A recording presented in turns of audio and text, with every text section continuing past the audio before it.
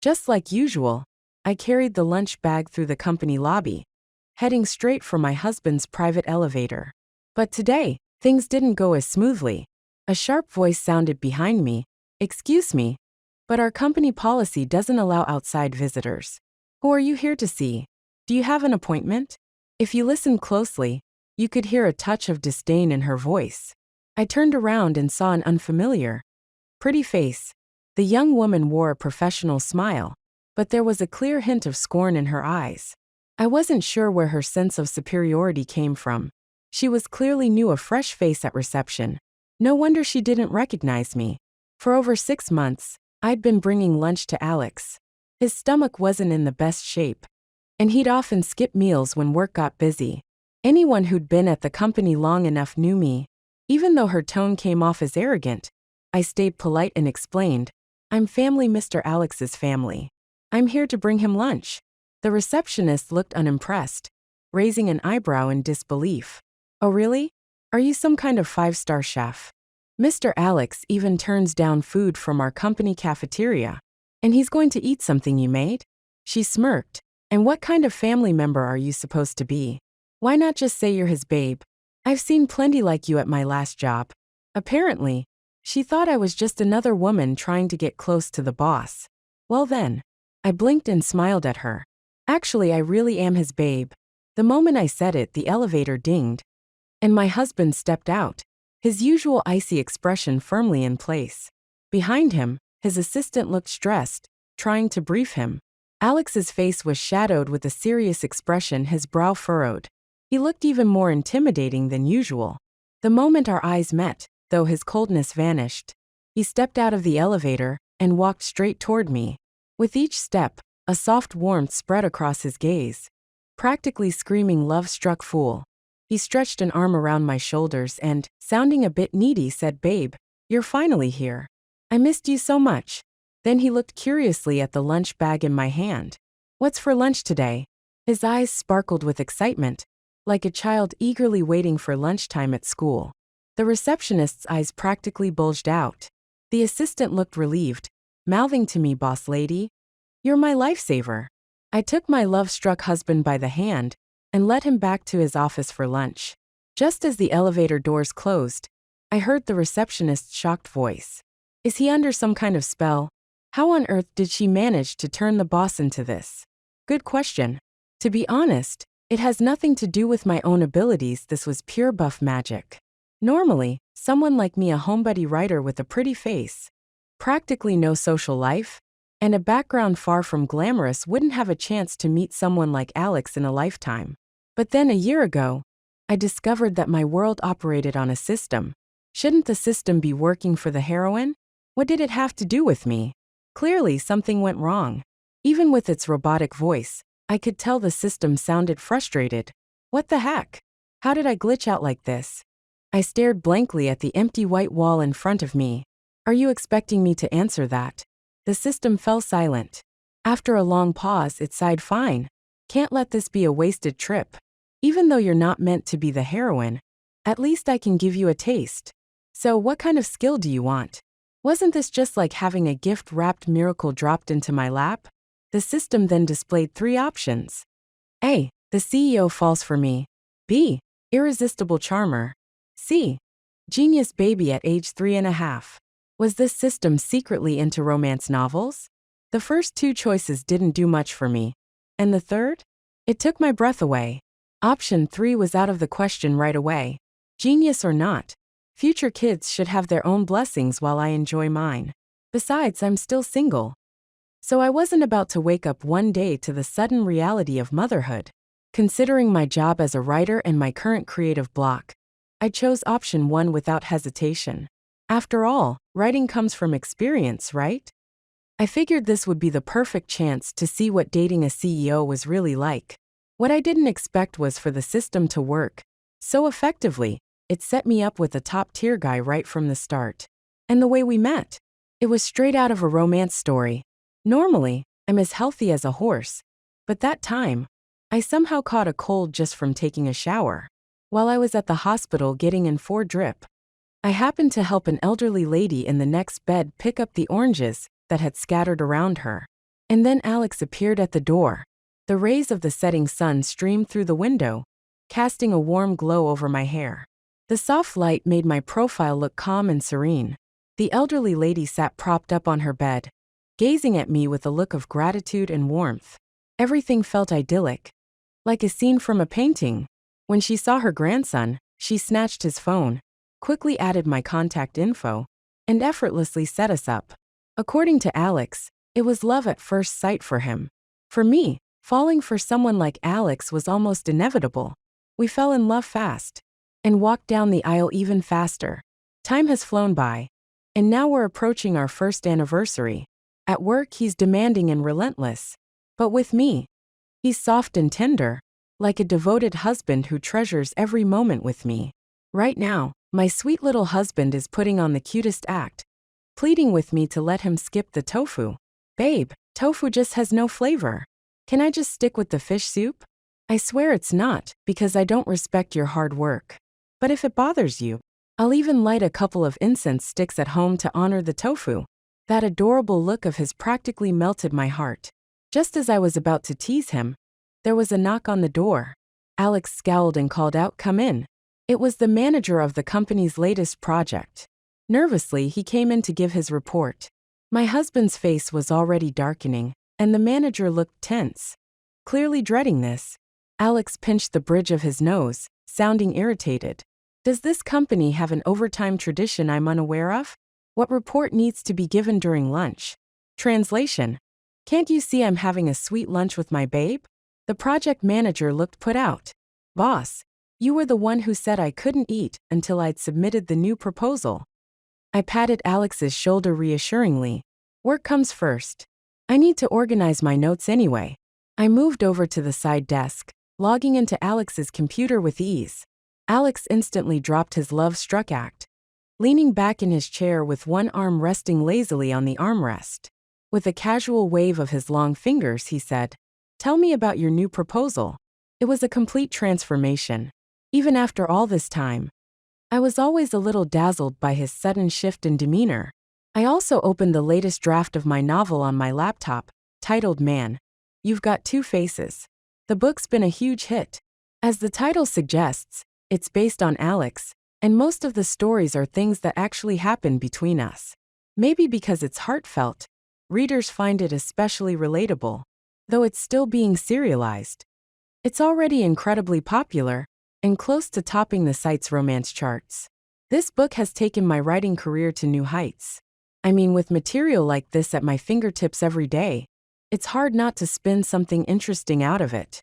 Meanwhile, my husband had fully transitioned back into CEO mode, strictly and sharply criticizing the new proposal. His cold, chiseled profile was like the tip of an iceberg, enough to make anyone shiver just looking at him.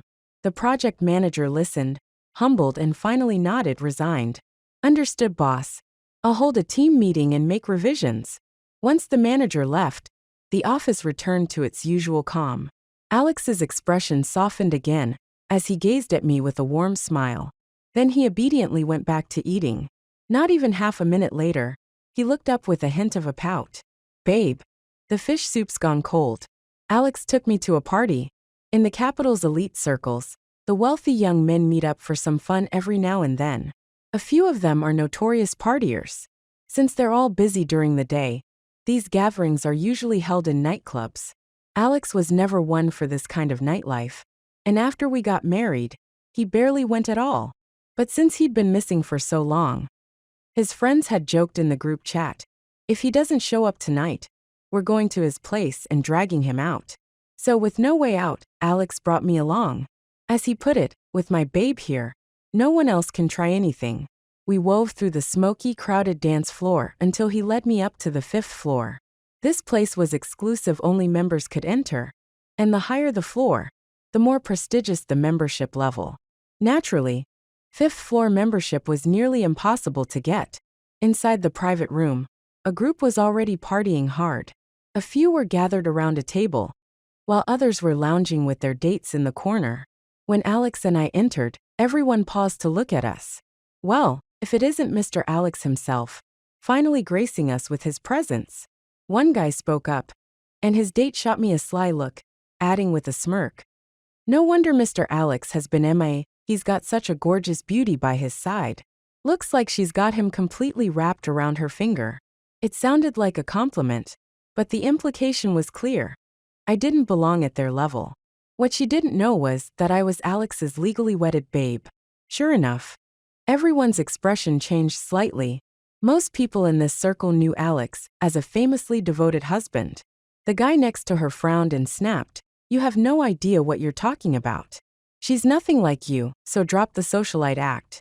Then he glanced over at Alex, and seeing him still holding my hand, visibly relaxed. The woman's eyes reddened from the scolding, and her attitude softened as she stammered awkwardly. "Sorry for that. Nice to meet you." Sensing the tension, others quickly stepped in to ease the mood. "Come on in, sit down. Join us for some pool. It's been a while. You don't mind if Alex has a drink, right?" Not wanting to cause a scene, I nudged Alex. "Don't worry. If you get drunk, I'll just take you home." Alex went over to the pool table. He loosened his tie and unbuttoned his top 2 buttons. His natural elegance and aloofness giving way to a wilder energy. Under the dim lights, he looked like a predator ready to pounce, completely in his element. Alex had that rare ability to fit into any scene seamlessly. After pool, everyone gathered around the bar, toasting and catching up, eventually drinking until they were all wasted. Even with his impressive tolerance, Alex now looked decidedly tipsy. Even though Alex had a remarkable tolerance for alcohol, he was now a bit tipsy, his eyes slightly glazed over. I leaned down and gently pinched his cheek. "Alex, can we go home?" He was great when it came to drinking. Even when he was tipsy, he never made a scene. He just gazed at me quietly, holding my hand naturally. The smell of alcohol surrounded me, but wasn't unpleasant. "Baby, I really like you." His sudden confession left me feeling dizzy. It wasn't until we reached the car that I realized I hadn't grabbed the keys. Alex, feeling the effects of the alcohol, looked at me with a dazed expression. He seemed a bit out of it but sincere. Leaning against a streetlight, his figure stretched into the distance. The night was deep, and the dew was heavy. I wrapped my coat around him.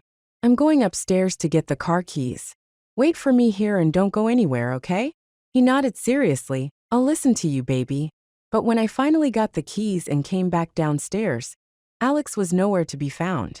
Did he drink too much and catch a cab home? Or had someone taken him away? A wave of panic washed over me, and I took out my phone to call Alex. Just then he appeared, walking out of the luxury store nearby. Even with the unmistakable signs of drunkenness on his face, he walked steadily. He held an elegantly packaged shopping bag in his hand. My anxious expression didn't fade as Alex paused, tilting his head to look at me. "What's wrong, baby?" I was relieved in a way. "Didn't we agree not to run off?" Alex shook his head innocently, waving the shopping bag. "I didn't run off.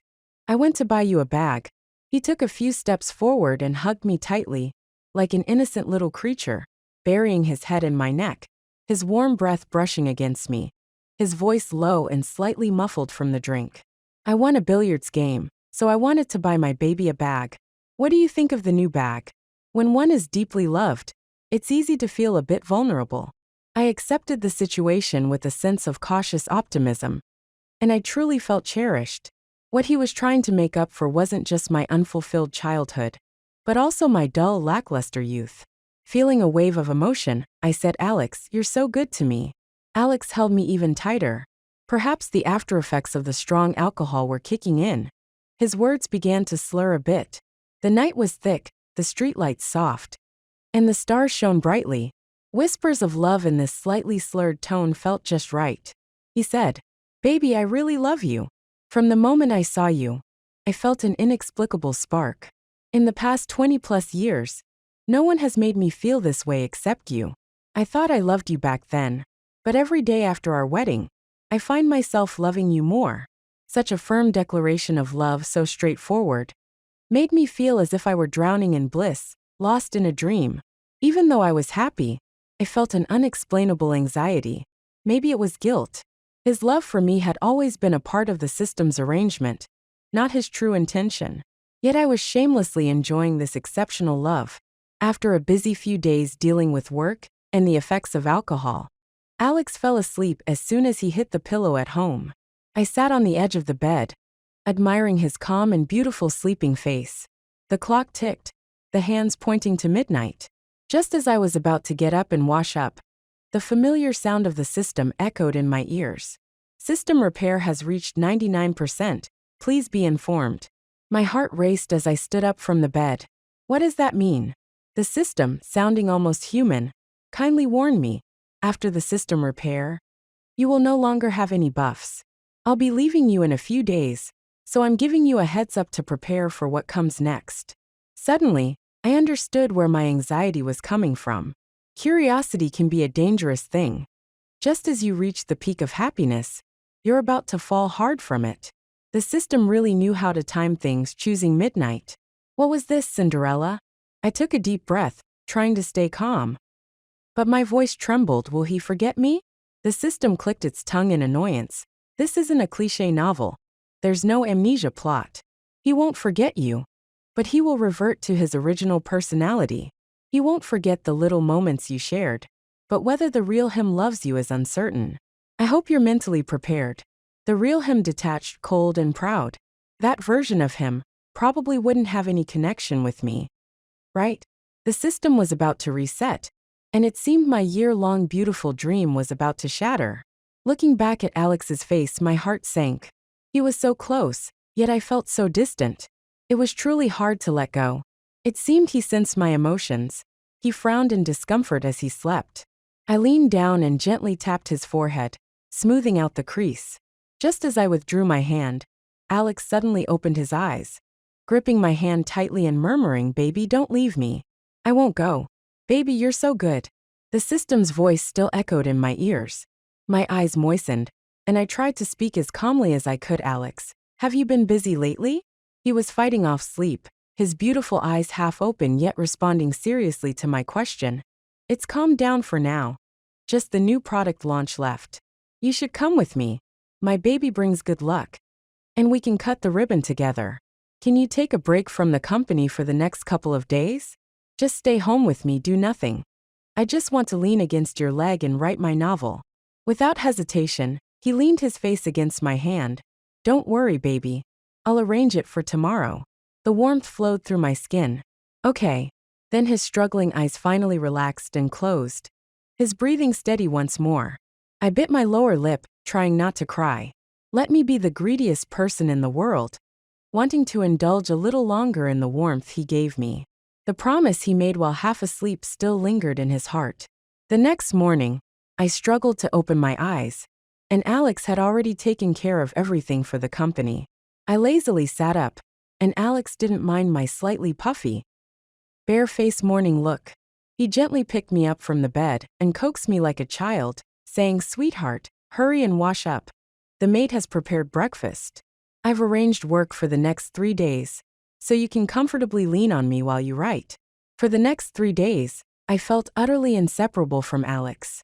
On the third night, in the living room, the television was playing the news that I had casually turned on, and outside, the rain was gently falling, creating a warm atmosphere indoors. I leaned against Alex and typed the final word. Finished. This novel had reached a temporary conclusion. In the comments section, fans who were following the story left comments below. "I can't bear to part with this novel by the author. And I can't bear to part with the male protagonist. What a treasure the male lead is. He has to be forever happy with the female lead in the story. This is my favorite book among all the author's works. The author must be a girl who is loved in real life.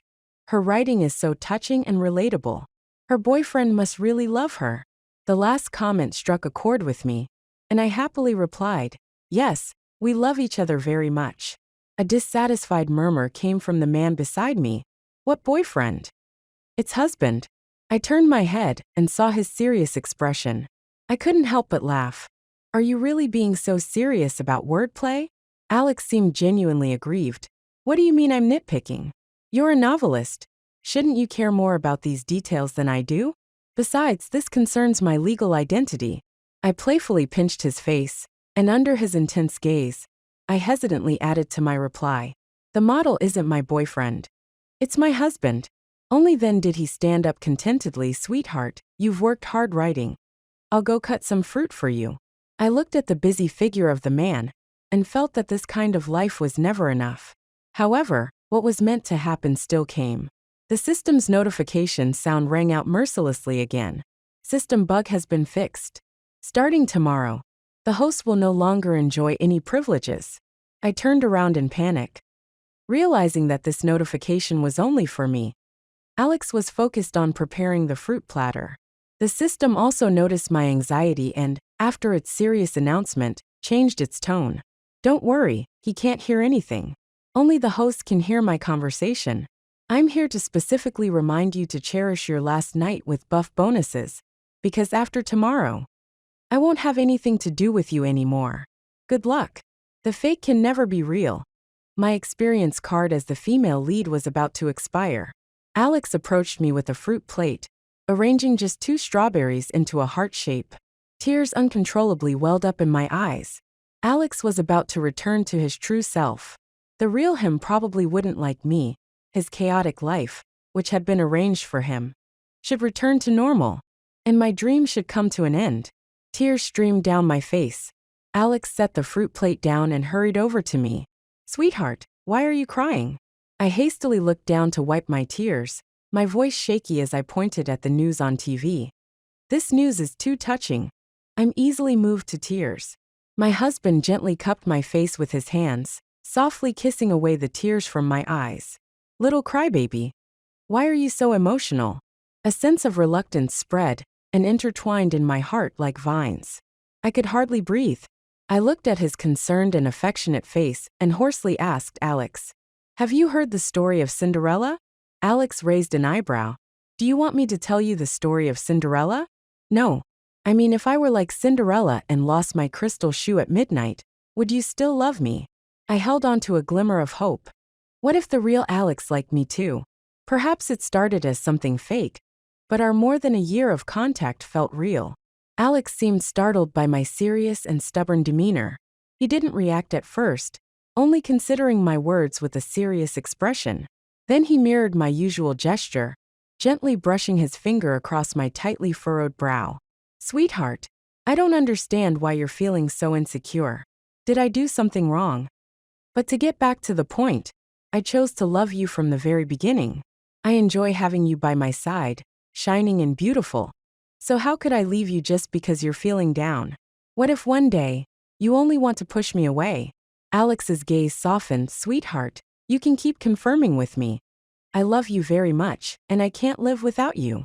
The next morning, the first rays of sunlight streamed in, and Alex's alarm rang at the usual time. I opened my eyes sleepily, still not fully awake, instinctively whining as I snuggled closer to him. In a sweet, soft voice I said, Alex. However, the moment my arm rested on him, he pushed me away. Alex suddenly sat up straight, looking down at me with a hint of coldness. His brow furrowed in confusion, and his stiff posture showed his wariness.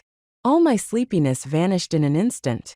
Yes, the system was fixed. My beautiful dream was over.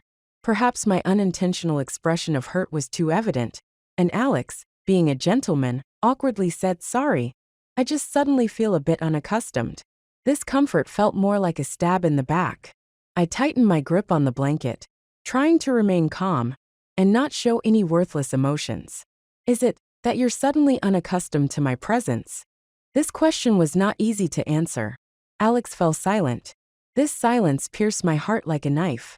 His silence was equivalent to acquiescence, especially the way he looked at me, devoid of any warmth, as if I were just another face he saw every day, no longer a unique presence in his eyes. Just yesterday, he had held me and gazed at me affectionately. The contrast was too stark overnight. I felt like I was carrying a heavy burden in my heart. Perhaps our awkward silence was truly uncomfortable, especially since we were both sitting naked on the bed. Alex silently dressed and went for a morning run. He didn't return, probably not wanting to face me, and went straight to the company. Maybe now Alex was extremely confused. How could he wake up from a sleep and feel nothing for the wife beside him? What had he initially liked about her? Was that clingy love-struck person truly himself? But he probably would never understand. I was giving him back his freedom.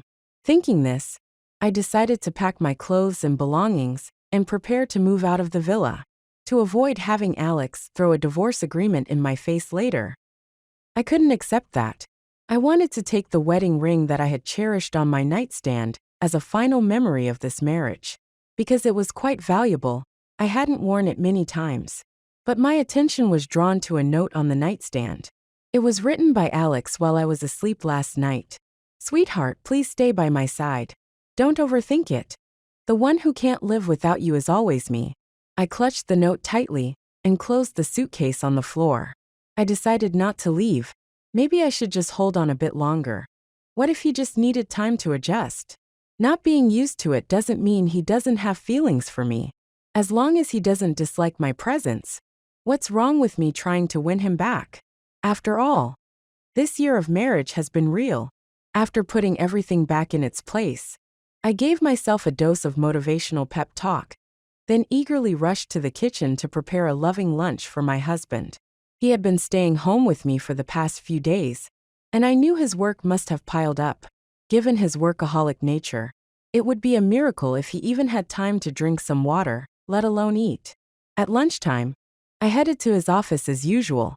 This time, the receptionist didn't stop me. Instead, she respectfully greeted me with a sweet smile, which stayed on her face until the elevator doors closed. I knew this was all thanks to my husband. After the last incident, he had quickly sent out a notice to ensure that the new employees remembered the boss's wife's face as soon as possible. It was already lunchtime, but I could see him diligently working through the translucent office glass. His assistant was also busy sorting through a mountain of documents. The coffee in the cup had long gone cold. As usual, I planned to quietly walk in, find a corner, and write while waiting for him to finish up. However, just as I pushed the door open and took a step inside, his deep, displeased voice stopped me. "Don't you know the company rules? Don't you knock?" He didn't lift his head, completely focused on his work, but still managed to notice the commotion outside. I tightened my grip on the lunchbox and replied, "It's me."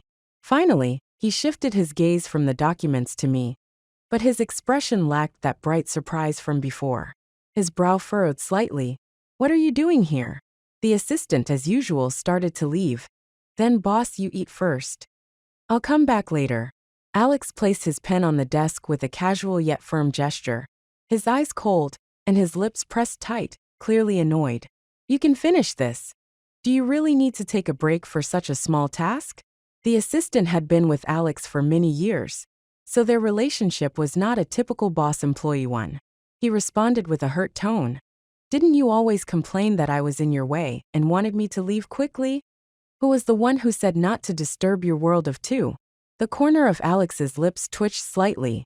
He clearly remembered saying this, but he couldn't recall what he had been thinking at the time. He cleared his throat and finally looked at me again. "I don't have an appetite right now, just set it aside." He had reverted to his usual self, mechanically focused on his work, with nothing else in his eyes.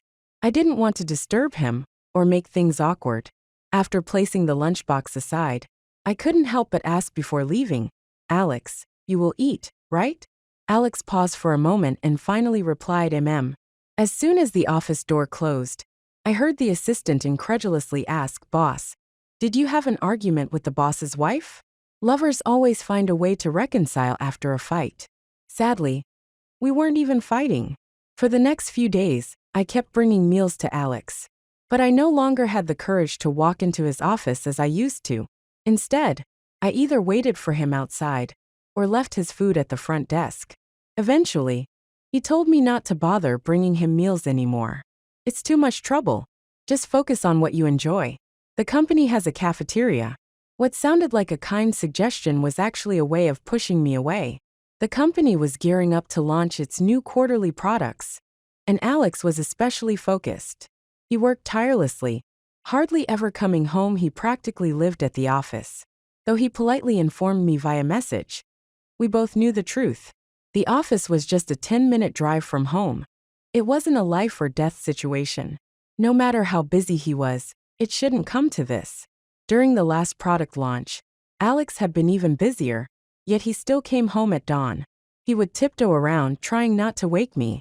Then he would climb into bed carefully, wrapping his arms around me. And he said, I am recharging. Baby, when you hug me, I feel energized all day. Now, the boss's wife no longer brought him meals. And the boss had spent several days living at the office. Rumors about us had already spread wildly around the company. Alex suddenly grew distant towards me. To outsiders, it might seem like he had lost interest or fallen out of love. But I knew the truth. Perhaps the real him never really liked me. That night, I sat in silence until dawn. With the balcony window left open, the chilly morning air cut through me. Strangely enough, in that moment, I suddenly felt a sense of clarity. I wanted to get back to my own life and return Alex to his. It was then that Alex came home. After days of hectic work, he probably pulled an all-nighter, with dark circles under his eyes. Yet he didn't appear defeated at all. If anything, I looked more disheveled than he did. He probably didn't expect to find me sitting in the living room so early. Alex paused, greeting me with an awkward politeness. Good morning, I'm home to grab some documents. With that, he walked past me toward his study. Some things don't require much preparation. They just need a moment of inspiration. I knew I wasn't someone who could easily let go. If certain things weren't said for a few days, it might take forever to muster the courage to say them again. With this thought in mind, I clenched my fists and stood up. Alex, are you busy? Gathering my courage, I said, can you spare 10 minutes? We need to talk. Immediately, Alex pulled out his phone to arrange for the driver and assistant, generously offering me half an hour. I couldn't help but smile bitterly inside. He used to spend 3 whole days just sitting around with me. And now, even half an hour felt like a luxury. I blinked to clear the mist in my eyes. Looking at him, I tried to remain calm. Let's get a divorce. Can you check if you're free tomorrow? We can handle the paperwork. Alex's finger twitched slightly. He didn't respond right away. Just stared at me seriously. His calm gaze seemed to pierce through me, as if trying to figure out if this was a manipulation on my part. I continued, I'm serious. You don't need to doubt my intentions. What do you think? I don't have time. Just as I was halfway through my words, Alex finally spoke up. I have a business trip today and tomorrow. I quickly replied, what about the day after tomorrow? The day after tomorrow, I'll be inspecting the branch office. The day after that works too. I have a company-wide meeting. If it weren't for Alex's calm expression, I might have foolishly thought he was reluctant to let me go. I took a deep breath and continued to compromise. What time will you be done with the meeting? Michelle. Alex said my name with seriousness, looking intently at me, his tone steady, more like he was addressing a formal matter. I'll be busy with the new quarterly products for a while, so I won't have much time. Have you really been so busy that you can't even spare a moment for a divorce? I expected him to be heartless, but I never thought he could be this cold. I bit my lip, determined not to show any sign of lingering feelings. It's fine. Just reach out whenever you have time. I have a pretty flexible schedule. You can even have a lawyer prepare the divorce papers, and I'll just sign them. At that moment, Alex's phone pinged with a voice message from his assistant. Boss, if you don't leave soon, you'll miss your flight. Both of us froze. Even with his usual stoic expression, it was hard not to see the embarrassment in his eyes. Trying to ease the tension, I waved my hand casually. You should go back to work. I'll be moving out tonight, so you won't have to awkwardly hide in the office anymore. Make sure you eat properly. Stomach problems aren't fun. Mr. Alex, I wish you all the best moving forward. By the end, my voice had a slight tremor. Alex's expression showed a mix of conflict and complexity. I didn't have the energy to ponder what he was thinking anymore. Looking down, I let my hair fall over my reddened eyes and pushed him away. Just go, or you'll really miss your flight. Finally, I heard his footsteps as he left. I only dared to catch a glimpse of his departing figure. As he reached the entrance, Alex glanced back. Actually, it's fine for you to stay here. This is your home. We can discuss everything else in detail when I return from my trip. Wealthy people are so generous when they break up. A villa in the city center just like that, he said I could have it. But this house is filled with memories of our time together. How am I supposed to face that in the future? I needed to move out, and it couldn't wait. I didn't have much to take with me. After a year of marriage, I only had 2 suitcases. I left behind all the expensive jewelry and luxury items he had gifted me, taking only the bag he drunkenly bought me once. As I looked at the now empty closet, stripped of all my belongings, I crouched down and cried for half an hour, letting all my emotions flow. It felt like a weight had been lifted from my heart. With puffy, swollen eyes, I struggled to drag my 2 suitcases out when I ran into the maid, who was arriving for work. She looked at me in shock, eyes wide in disbelief. "Ma'am, what happened? Did you and Mr. Alex have a fight? Are you leaving right now?" I shook my head. "No, we're getting a divorce." "What?" Her voice startled the birds in the trees. It made sense that she reacted so strongly. In her mind, Alex and I had never argued. We were always the perfect couple. Now, after just a 2-week leave to care for her sick grandson, she returned to find our relationship had changed so drastically it was shocking for anyone. I didn't want to explain further, so I tried to maintain a casual facade as I said goodbye. "Thank you for taking care of me over the past year. If fate allows, we'll meet again. And please keep an eye on him. He often forgets to eat because of his stomach issues." Fearing that tears would spill at any moment, I hurriedly dragged my suitcase and left. Behind me, I heard her murmuring, "What a lovely girl. How could she still decide to divorce him after loving him so much?" They say when love life fails, work life flourishes. The day after I moved out of the villa, I got an invitation from my editor. From her enthusiastic voice message, I could practically picture her excited face. "Hey darling, your last book was such a hit that you've become a top author, and even made it to the website's trending list. The site is having a 10-year anniversary celebration and has invited you. Plus, there's a Most Popular Author award. While there are several nominees based on your sales and clicks, you're pretty much a shoo-in." What amazing news! Just a moment ago, I was about to cry myself to sleep, trying to ease my heartache. Now I wiped my tears and leapt out of bed. I carefully reviewed the invitation details, which were for 3 days later. After years of writing, it was finally my turn to shine. For the next few days, I kept myself busy. In addition to shopping for outfits for the event, I dedicated all my time to drafting the outline for my new novel. After what happened, I could no longer believe in the cliché of a dominant CEO falling for me. I had matured as an author. In my next book, I would write about a strong, ambitious female lead dominating her career and climbing the corporate ladder. Men would simply be stepping stones along my journey. Before I knew it, the day arrived, and I dragged my suitcase to the airport. But it felt like fate wanted to remind me to feel sad about my failed relationship. Upon arriving at the airport, I unexpectedly ran into Alex's assistant. Luckily, Alex wasn't in sight. As I was about to slip away, the assistant spotted me from a distance. "Michelle, what a coincidence. Are you here to see the boss off?" Hearing that made me wonder. Does the assistant not know about my situation with Alex? Perhaps Alex was so swamped that he hadn't informed his assistant about our divorce yet. In this moment, I didn't want to explain anything. I quietly changed the subject. "No, I'm actually here for the website's anniversary celebration." The assistant's eyes lit up with understanding. "Oh, I know. The other day, the boss was looking at your book on the website's homepage. I had no idea you were so talented. Generally, the chances of winning awards at these events are pretty high." It wasn't surprising that Alex discovered that since I often used his computer to log into my author page. I thanked him politely.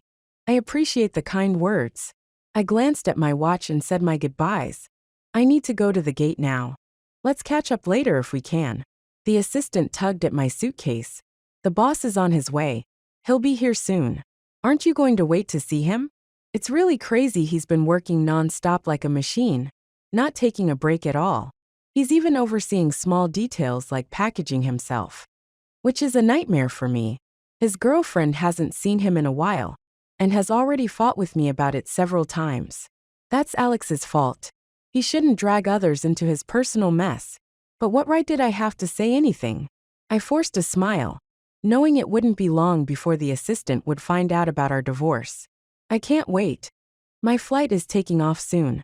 The website's anniversary event was like a big real-life fan meetup.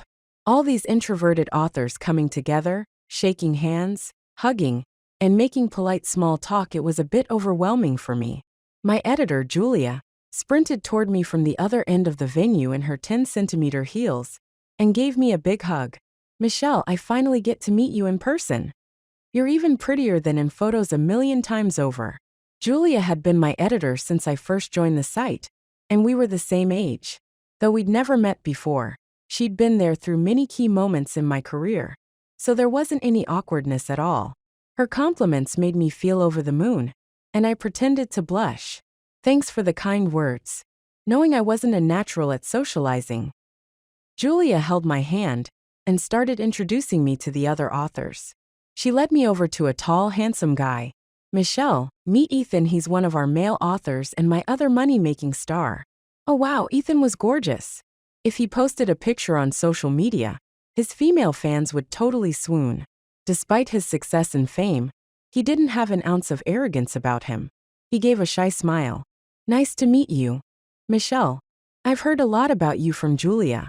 Julia nudged me with a mischievous grin and whispered, Ethan's still in college. He's 3 years younger than us. I nodded. He's really impressive. Julia leaned in conspiratorially. I know you've been having a rough time lately. How about I introduce him to help you get a little romantic luck back? He's been dying to meet you, you know. I rolled my eyes. Stop it. You're making me sound like a cougar. He's so much younger than me, and he hasn't even graduated yet. She laughed. Come on, you've heard the saying.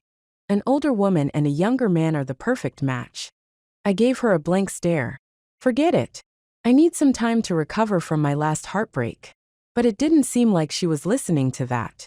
Julia had been in the publishing scene for years, practically since middle school, and had worked her way up. She was now managing over 20 high-profile authors, including at least 10 attending today's event. The seating was arranged by editor, and she'd even thoughtfully put Ethan and me next to each other. He was definitely nice to look at, but unfortunately, my mind was still occupied with thoughts of Alex. Whenever Ethan spoke to me, his voice was soft and friendly, like the perfect boy next door. Being young and talented, he probably had plenty of admirers at school. Noticing my low spirits, Ethan kept trying to cheer me up with funny observations. Sis, look at that book cover on stage. Doesn't it look like they just threw a burlap sack over the character? Sis, the author giving the speech looks so nervous his legs are shaking. And that spotlight when the characters enter, it looks like a disco party. His lighthearted comments helped lift my mood a little, and I began to chat with him, even if only here and there. My name appeared on the big screen, and the host, with great enthusiasm, announced, Let's give a warm round of applause to welcome the winner of the Most Popular Work Award, Michelle. Lights and cameras swung my way, catching even Ethan sitting beside me. I lifted my dress elegantly, stepping onto the stage. That year of marriage with Alex had taught me a lot. Thanks to all the events he took me to, I could now walk through a crowd's gaze with composure. Watching my image appear on the big screen, as I approached the podium, was oddly captivating. Carefully accepting the trophy from the host, I delivered the acceptance speech I'd memorized down to the last word. Applause roared through the audience. The host then teased, Your novel, Summertime, has touched so many readers' hearts. Many fans have left comments saying they wish the male lead could come to life. Did you have someone specific in mind when you created such a beloved character? Her question caught me off guard, and I almost dropped the microphone. Alex's face came to mind, clear as day. Was it just wishful thinking, or was that really him out there in the crowd? Seconds ticked by as I stammered out, Yes, well, if you look closely, you'll find there are plenty of good men out there, just like my protagonist Adam. All it takes is an open heart to appreciate every relationship. The host, unsatisfied with my vague answer, pressed further with a smile. I noticed you mentioned in a fan comment that the male lead was inspired by your husband. Your husband must be very loving. Would you mind sharing a little about him? Her casual remark hit like a dart to the heart. A sharp pain rose up, and my hand holding the microphone tensed, faint blue veins appearing. Taking a deep breath, I finally replied, No. It was a joke with my readers. Adam's purely a character from my own imagination. The host seemed to notice my discomfort and smoothly changed the subject, letting me leave the stage without further questions. I felt shaken as I walked back to my seat. I accidentally stepped on my dress's hem, stumbling forward, but Ethan quickly stood and caught my arm. "Are you okay?" he asked. I shook my head and looked up only to meet Alex's gaze across the crowd. It wasn't my imagination. He was really there. My breath hitched. Even among a sea of people, Alex always had a way of standing out, a unique presence that made him seem detached from everyone else. Shouldn't he be away on business? What was he doing here? I didn't have time to think about his reasons. My heart was in turmoil, painful and erratic. The tears I'd held back unexpectedly began to fall. Ethan noticed and looked in the same direction, not seeing anything unusual.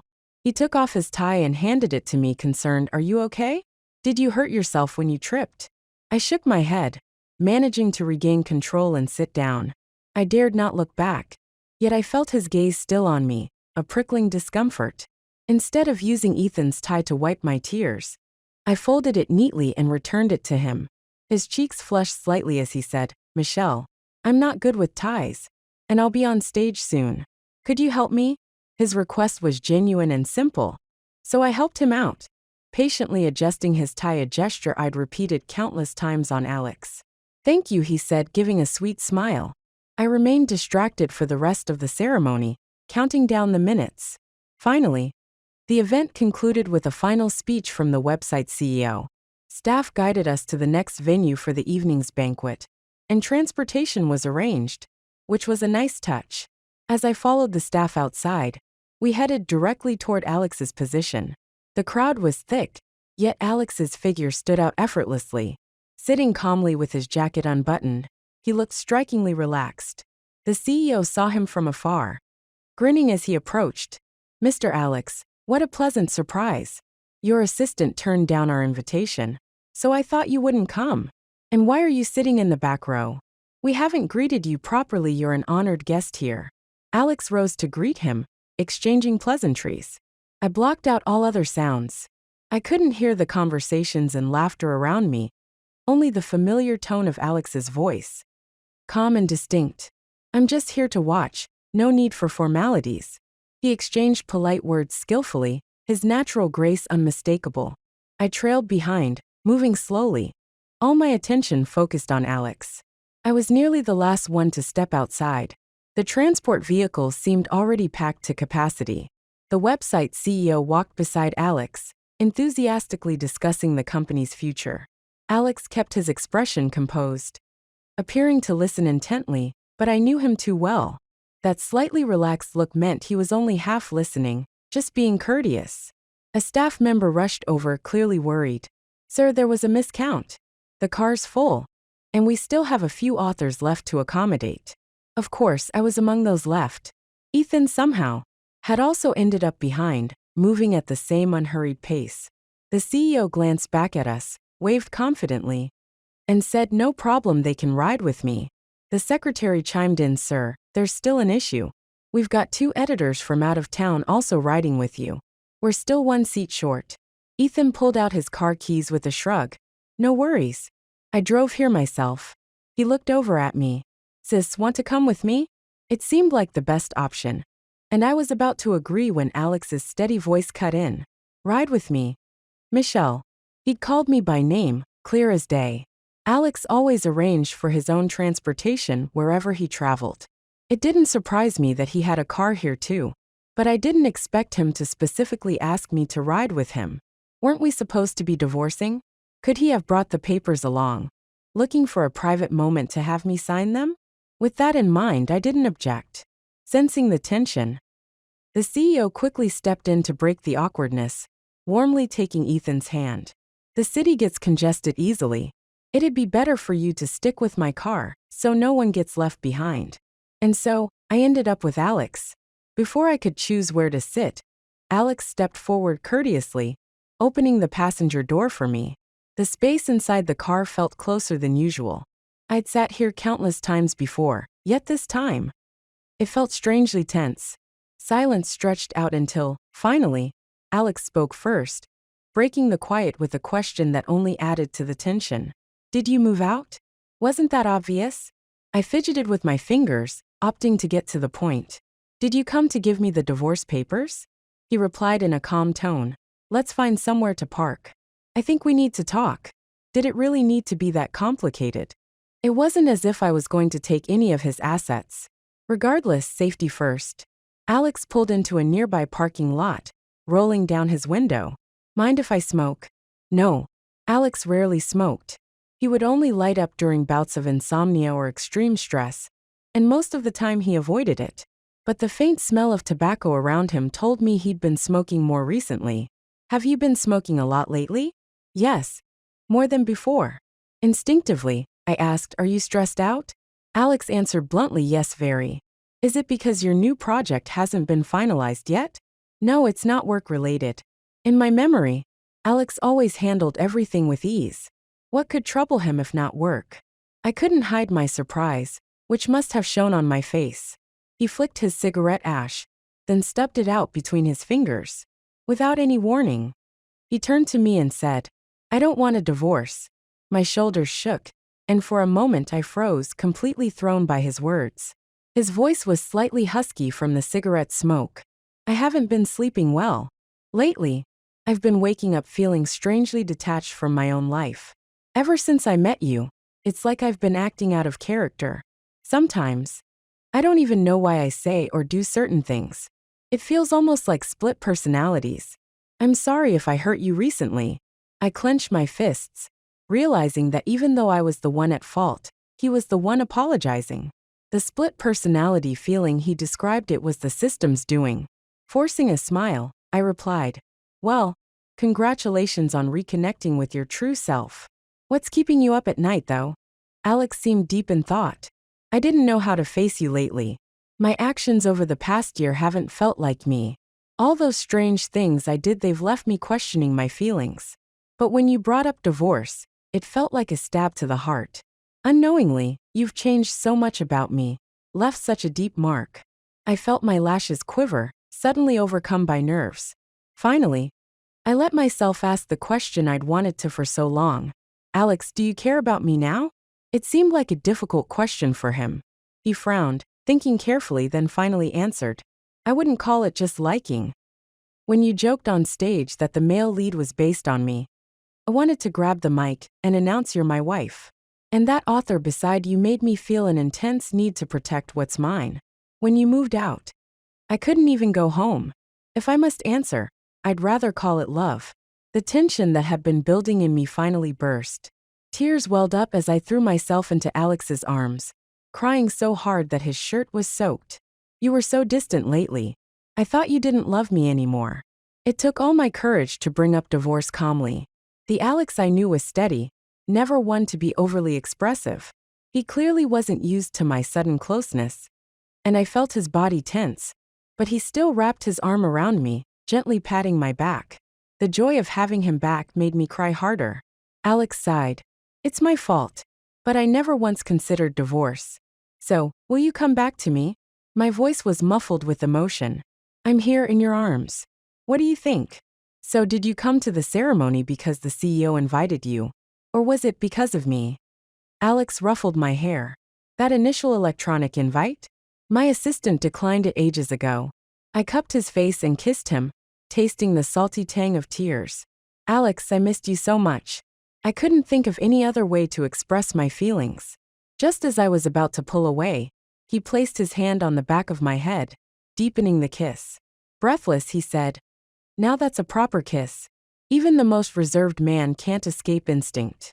With our reconciliation, we both felt complete. Alex started the engine. Let's go. I'll take you back to the banquet. I shook my head, putting my hand over his. No, Alex, let's elope.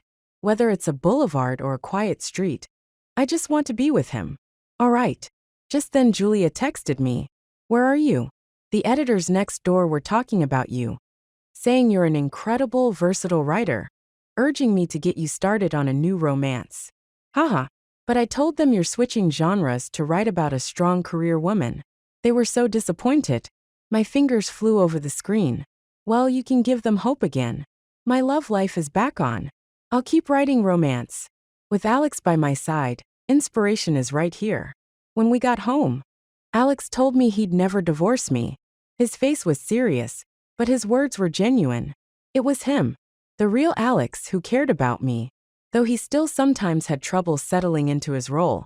Until one day, after a social gathering, he came home slightly drunk, clinging to me and refusing to let go. He was back to his affectionate self from before. Baby, I really love you. I mean it. I've never felt like this before. Let's make it official. I want the whole world to know I'm your Alex. He grabbed my phone and posted it himself. Alex was so adorable. With his permission, I recorded the whole thing. The next morning, I showed him the video. That's not me. He frowned, denying it. This is you. I recorded it. Is there another Alex? I couldn't help but laugh. He took a deep breath, gritting his teeth. No. Do you love me? Yes. He pulled me close. And just like that, Alex was back to the man who couldn't let go of me. This is the real me, Michelle. I love you. I love you too, Alex. How wonderful to know that even without the system's influence, he still loves me.